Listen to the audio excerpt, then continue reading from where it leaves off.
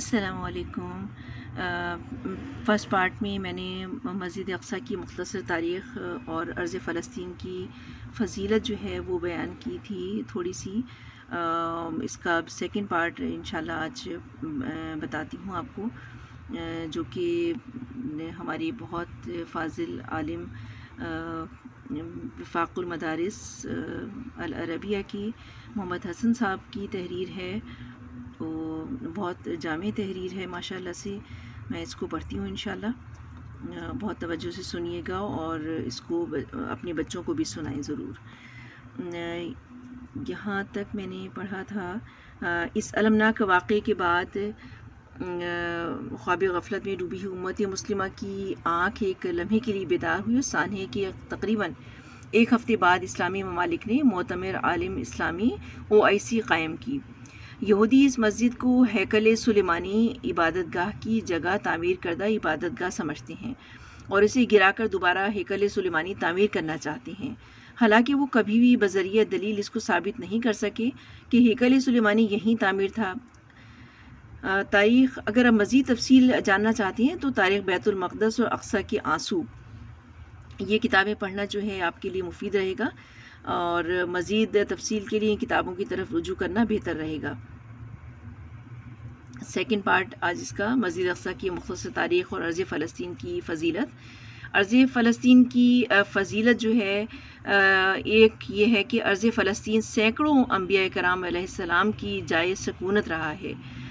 دوسرا یہ ہے کہ اسی ملک کی طرف حضرت ابراہیم علیہ السلام نے ہجرت کی، کیونکہ ابراہیم علیہ السلام کو جب نمرود کافر بادشاہ نے اپنے وطن عراق سے نکالا تو انہوں نے فلسطین کی طرف ہجرت کی۔ نمبر 3، حضرت لوط علیہ السلام کو اللہ تعالیٰ نے ان کی قوم پر آنے والے عذاب سے نجات دے کر جس سرزمین پر اتارا وہ فلسطین ہی ہے۔ نمبر 4، حضرت داؤد علیہ السلام کی عبادت گاہ بھی یہیں تھی۔ نمبر 5، حضرت سلیمان علیہ السلام کے دور کا دارالحکومت یہیں فلسطین تھا، یہیں سے آپ نے پوری دنیا پر حکومت کی۔ نمبر 6، حضرت زکریا علیہ السلام کی عبادت گاہ بھی مسجد اقصیٰ یعنی فلسطین میں موجود ہے، جس کا ذکر سورۃ آل عمران آیت نمبر 38 میں ہے۔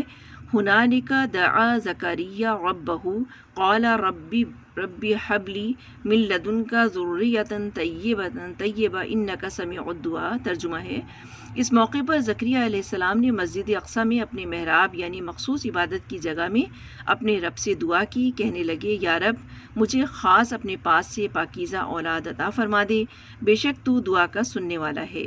نمبر 7، حضرت موسیٰ علیہ السلام نے اسی جگہ کو مقدس سرزمین کہا تھا اور اپنی قوم سے مطالبہ کیا تھا کہ وہ کفار قوم جبارین کے خلاف جہاد کر کے اس مقدس سرزمین میں داخل ہو جائیں، اور اسے مقدس اس لیے کہا تھا کہ وہ شرک و کفر سے پاک تھی۔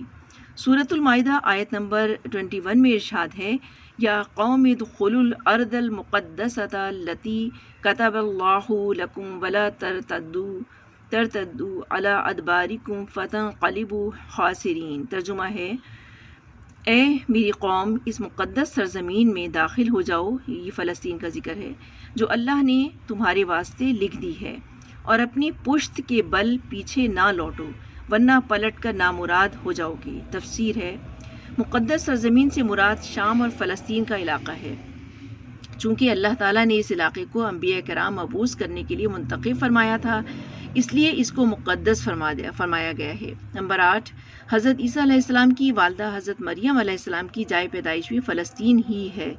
سورۃ آل عمران آیت نمبر 35 میں ارشاد ہوتا ہے، اذ قالت امرأۃ عمران رب انی نذرت لک ما فی بطنی محررا فتقبل منی انک انت السمیع العلیم۔ ترجمہ ہے، جب مسجد اقصیٰ کے امام حضرت عمران کی بیوی نے کہا تھا، یا رب میں نے نظر مانی ہے کہ میرے بطن میں جو بچہ ہے میں اسے ہر کام سے آزاد کر کے تیرے لیے وقف رکھوں گی، میری اس نظر کو قبول فرما، بے شک تو سننے والا اور ہر چیز کا علم رکھتا ہے۔ حضرت عمران مریم علیہ السلام کے والد گرامی ہیں، جو کہ نہایت متقی، پرہیزگار، بزرگ، عالم دین اور مسجد اقصیٰ فلسطین کے امام تھے۔ انہی کے شاگردوں میں حضرت زکریا علیہ السلام بھی شامل تھے۔ ان کی وفات کے بعد مریم علیہ السلام کی تربیت حضرت زکریا علیہ السلام نے فرمائی تھی۔ نمبر 9 ہے، جب بنی اسرائیل نے حضرت عیسیٰ علیہ السلام کو قتل کرنا چاہا تو اللہ تعالیٰ نے انہیں یہیں سے اپنی طرف اٹھایا جو قرب قیامت میں دوبارہ نزول فرمائیں گے۔ نمبر 10 ہے، قیامت سے قبل حضرت عیسیٰ علیہ السلام موجودہ ملک شام کی جامع مسجد دمشق میں آسمان سے سفید مینارے پر اتریں گے اور فلسطین میں ہی باب لد کے قریب دجال کو قتل کریں گے۔ مسند احمد کی حدیث ہے۔ نمبر 11، یہ بات حدیث مبارکہ سے ثابت ہے کہ قیامت کے دن سرزمین شام میں ہی میدان محشر ہوگا۔ حدیث پاک میں شام سے مراد موجودہ ملک شام اور فلسطین ہی ہے۔ مسند احمد کی حدیث ہے۔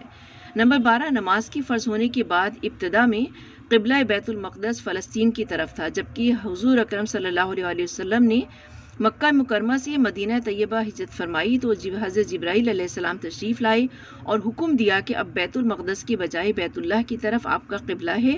تقریباً 16-17 مہینے تک مسجد اقصیٰ کی طرف نبی کریم صلی اللہ علیہ وسلم نے نماز ادا کی تھی۔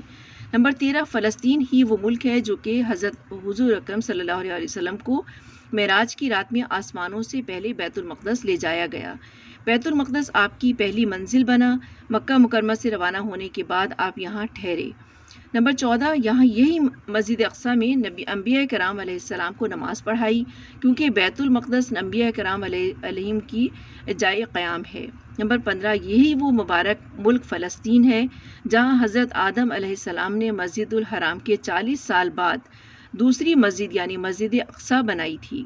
حضرت ابو ذر غفاری رضی اللہ تعالیٰ عنہ سے حدیث مروی ہے کہ میں نے رسول اللہ صلی اللہ علیہ وسلم سے پوچھا کہ زمین میں سب سے پہلے کون سی مسجد بنائی گئی، تو نبی کریم صلی اللہ علیہ وسلم نے فرمایا مسجد الحرام یعنی بیت اللہ شریف۔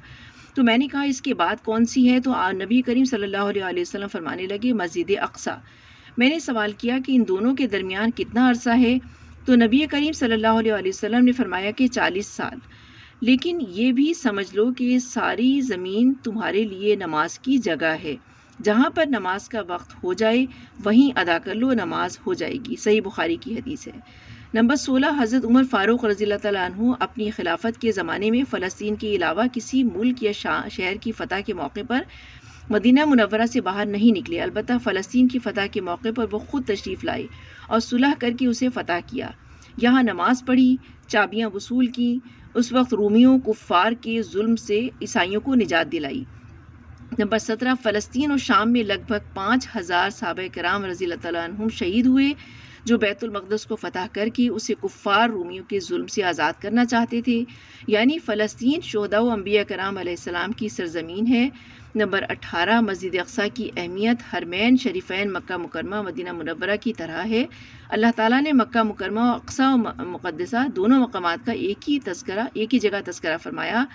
والتین والزیتون وطور سینین وہذا البلد الامین، قسم ہے انجیر اور زیتون کی اور صحرائے سینا کے پہاڑ طور کی اور اس امن و امان والی شہر کی۔ حضرت عبداللہ بن عباس رضی اللہ تعالیٰ عنہ فرماتی ہیں تین سے مراد شام کی سرزمین ہے، زیتون سے مراد فلسطین کا علاقہ ہے، سبحان اللہ، اور طور سینا مصر کا وہ پہاڑ ہے جس پر اللہ تعالیٰ نے حضرت موسیٰ علیہ السلام سے گفتگو فرمائی تھی، اور وہ بلد امین سے مراد مکہ مکرمہ ہے۔ میں دوبارہ اس کی تفسیر پڑھتی ہوں، والتین والزیتون کی۔ حضرت عبداللہ بن عباس رضی اللہ تعالیٰ عنہ فرماتی ہیں تین سے مراد شام کی سرزمین ہے، زیتون سے مراد فلسطین کا علاقہ ہے، اور طور سینا مصر کا وہ پہاڑ ہے جس پر اللہ تعالیٰ نے حضرت موسیٰ علیہ السلام سے گفتگو فرمائی تھی، اور بلد امین سے مراد مکہ مکرمہ ہے۔ تفسیر در منصور سے لی گئی ہے یہ۔ نمبر 19 ہے، فلسطین ہی وہ مبارک ملک ہے جہاں مسجد اقصیٰ میں ایک نماز کا ثواب 50,000 گنا بڑھ جاتا ہے۔ حضرت انس بن مالک رضی اللہ تعالیٰ عنہ سے روایت کرتے ہیں کہ رسول اللہ صلی اللہ علیہ وسلم نے ارشاد فرمایا کہ مسجد اقصیٰ میں نماز پڑھنے کا ثواب 50,000 نفل نمازوں کے برابر ملتا ہے، اور میری مسجد نبوی میں نماز پڑھنے کا ثواب 50,000 نمازوں کے برابر ملتا ہے، اور اس کا مسجد الحرام میں نماز پڑھنے کا ثواب 1,00,000 نمازوں کے ثواب کے برابر ملتا ہے۔ سنن ابی ماجہ کی حدیث ہے، ابن ماجہ کی۔ فلسطین، مسجد اقصیٰ اور سرزمین قدس کے ساتھ ہر مسلمان کے لیے محبت رکھنا لازم ہے، جس کی چند وجوہات آپ کے سامنے پیش کی جا چکی ہیں۔ کوشش کریں کہ یہ معلومات اپنے تمام متعلقین کے ساتھ شیئر کریں۔ سبحانک اللہم و بحمدک نشہد ان لا الہ الا انت نستغفرک و نتوب الیک۔ اللہم صلی علی محمد وعلی آل محمد کما صلیت علی ابراہیم وعلی آل ابراہیم انک حمید مجید۔ اللہم بارک علی محمد وعلی آل محمد کما بارکت علی ابراہیم وعلی آل ابراہیم انک حمید مجید۔ السلام علیکم ورحمۃ اللہ وبرکاتہ۔